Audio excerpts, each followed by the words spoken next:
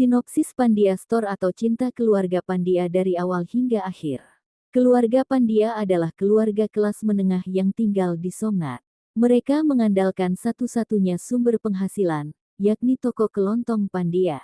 Keluarga ini terdiri dari Darshan dan Suman Pandya serta 4 putra mereka, Gautam, Dev, Siva, dan Chris.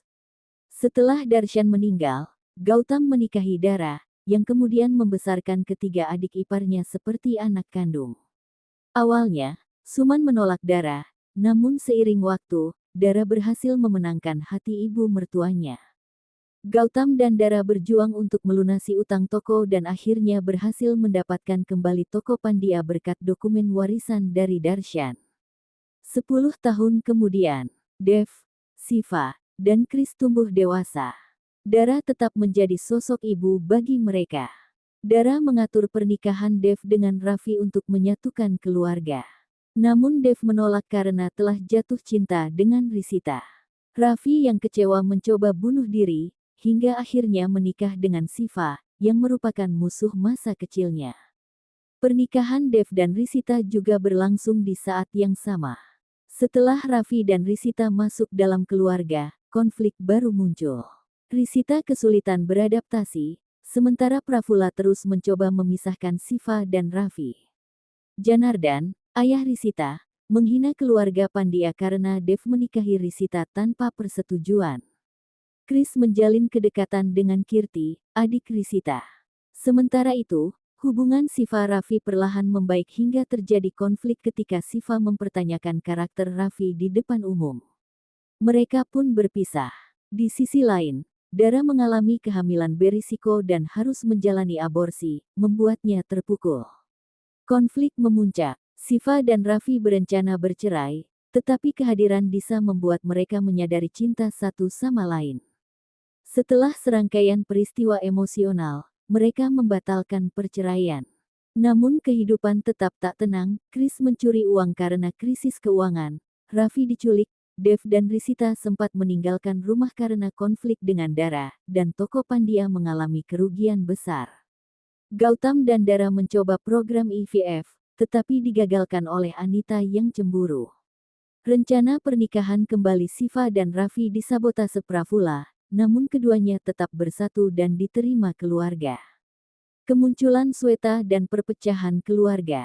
Sweta, ibu kandung bayi yang diadopsi Dara dan Gautam Ciku kembali dan menciptakan kekacauan. Ia menculik Ciku, lalu menikahi Chris demi hak asuh. Setelah serangkaian manipulasi dan kesalahpahaman, kebenaran Sweta terungkap dan dia diusir. Namun dampaknya besar, Siva kehilangan ingatan setelah kejutan emosional, Chris meninggalkan rumah, dan keluarga Pandya terpecah belah. 7 tahun kemudian, Dara dan Gautam hidup bersama Suman dan Ciku yang semakin dekat dengan Sweta. Siva, Raffi, dan putra mereka Mitu tinggal di Vadodara. Dev dan Risita di Ahmedabad bersama putra mereka, Sesh. Chris menjadi pengusaha sukses di Kanada. Sweta tinggal di Mumbai bersama Chutki. Mereka kembali berkumpul saat Suman sakit.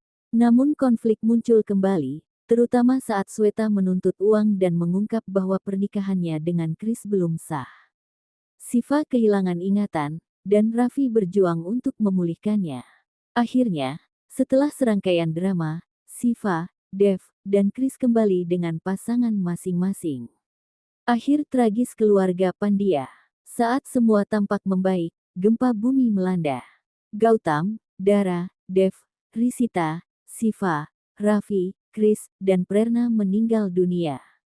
Mereka meninggalkan anak-anak mereka, Natasha, Chutki, Mitu, dan Sesh, bersama Suman yang sudah renta. 15 tahun kemudian, Natasha dewasa mengorbankan mimpinya untuk mengelola toko Pandya. Ia bertemu Dawal Makwana, adik dari Amrish yang ingin menghancurkan toko demi membangun mall. Natasha dan Dawal menikah karena konspirasi keluarga Makwana. Setelah menikah, Natasha berusaha memperbaiki keluarga barunya, tapi dihadang oleh Amba, ibu mertua yang keras. Ciku kembali ke Somnath dan sempat melawan Pandya, namun akhirnya terhubung kembali dengan keluarga. Suman sakit keras, dan Natasha menyembunyikan kebenaran tentang pengkhianatan keluarga Makwana demi membuat neneknya bahagia. Chiku akhirnya mengungkap identitas aslinya, sementara Natasha terus berjuang untuk menyelamatkan warisan keluarga Pandya.